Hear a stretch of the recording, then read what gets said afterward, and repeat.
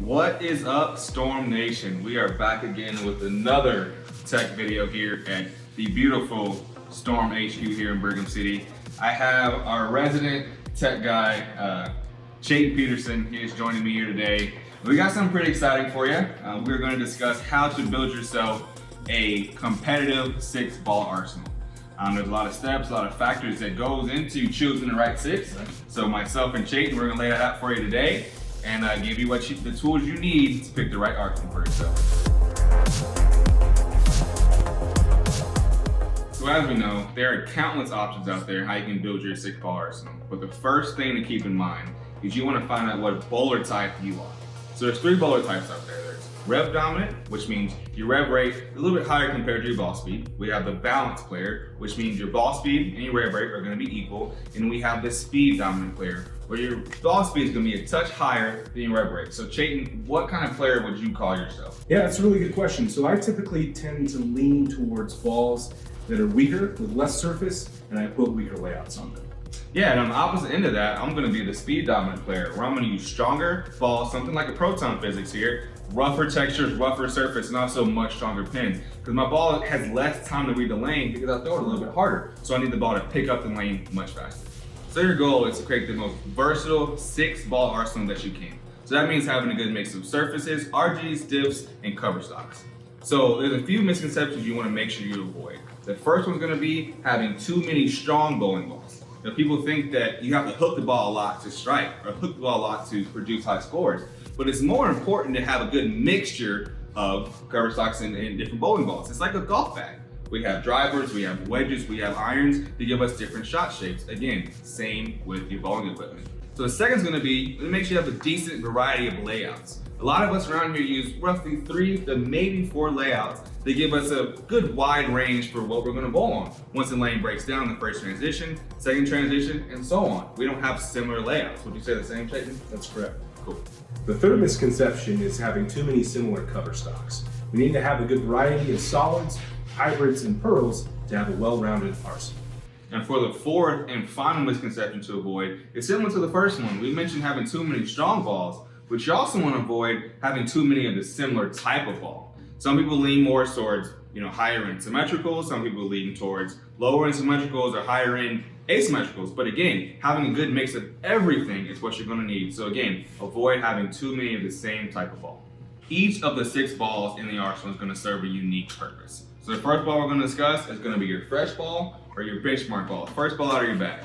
So this ball is going to be used to blend out the wet dry, use on those fresh conditions, and can be one of the most predictable balls in your bag. Arguably, one of the most important balls you're going to bring with you. So I see, Chayton, you chose a phase 2. Why'd you go with that ball?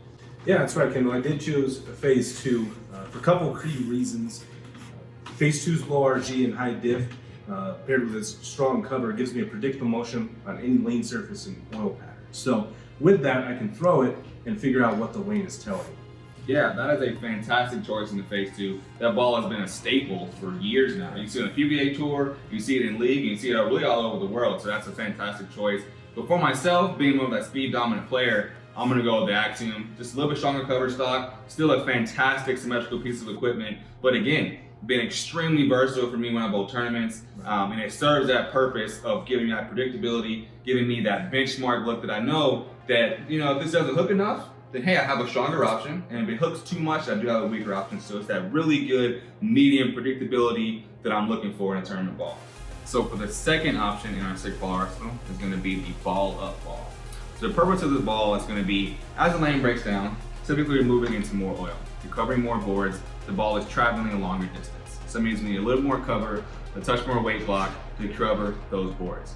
So for myself here, I went to a proton physics, which is going to be a big brother compared to the Axiom. Asymmetrical weight block, NEX cover stock, but I know for a fact that as I'm moving into more oil, this ball is going to pick up and get through the pins, get through all of that oil, and give me a great shape that I'm looking for overall. I see you picked Axiom. Why'd you go with that ball? Yeah, that's right, Kendle. I picked Axiom, one because of cover, same NEX cover as on the Proton, so we know it's going to dig in the mid lane.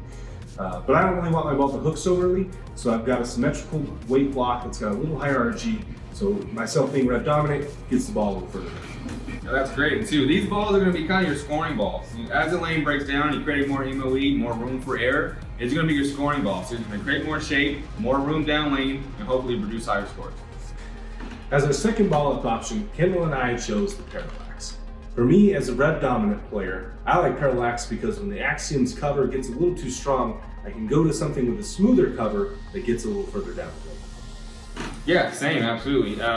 Because there is so much weight blocking me being a speed dominant player, I want that ball to still pick up in the heart of the pattern because of the smoother cover gets down the lane for me. But the beauty of it again is the fact that we both picked this ball as our ball up option number 2. But I can change the surface on it, bring it out to maybe 2,000 or 3,000 and kind of get the reaction I'm looking for while you being the rev dominant player, keep it shiny and then give you that length that you're looking for, being a little bit softer. So for the fourth ball in our arsenal, we're gonna go with what we call the late hook ball. So this ball is gonna be a ball down from your ball up. This is gonna be used once the front part lane really starts to break down, really starts to hook, and that hook starts to move a touch more in front of the head pin. So for myself here, again, being a speed dominant player, I went with the trend. Fantastic ball, absolutely beautiful, but it features the R2S cover stock, super clean cover stock, and really able to manage when that front part lane really starts to hook. I see you went with High Road Pearl here. Why'd you choose that ball? Yeah, I chose High Road Pearl because the High Road line's synonymous with its high RG, so with me being rev dominant, it really helps me get the ball down the lane naturally, but yeah, it still delivers a really strong motion to get to the pins. I like it. So for the fifth ball in our arsenal, we're gonna talk about the burn ball. So the purpose of the burn ball is gonna be, once the lane really starts to break down, the fronts really start to hook, we're gonna play a shot called the fallback, or the shim shot. So what this means is the ball's gonna hook a very minimal amount. The ball's not gonna cover a lot of boards. What you're gonna do, we call freeze it off of the 3-pin for a right-hander, and then freeze it off the 2-pin for the left-handers. So for the speed dominant player like I am, I went with the Electrify Hybrid. Having more hybrid in that cover stock allows the ball to pick up a touch sooner for me, and I have confidence knowing this ball is gonna be able to create the shape that I'm looking for. What ball did you choose? Yeah, Kendle, so I chose the same ball for the Electrify Pearl. So for a lot of the similar reasons that you chose the Electrify Hybrid, I just needed a little bit more of a cleaner cover stock to get the ball down the lane and still make that same motion. All right, for our sixth and final ball in our arsenal, we're gonna have our urethane/plastic ball. I pick spares with my urethane, but it allows me to play straighter angles on flatter, shorter patterns. I chose fast pitch because it's got a little bit of cleaner cover than the pitch black does. So with my rev dominant style, I can still keep my angles in front of me. Kendle, why did you choose pitch black? Yeah, more of the exact same reasons. Pitch black has a little bit of an earlier cover stock. With me being more of a speed dominant player, I want to make sure the ball picks up in the front part of the lane for me when I'm playing on straighter angles. It's a great tool for me to use. And remember, Storm Nation, everybody's arsenal will be just a touch different based off of your unique style. If you have any questions on your own 6-ball arsenal, be sure to send me an email at tech@stormbowling.com. And remember to always pull up a storm. That was money. That was the best. Cut!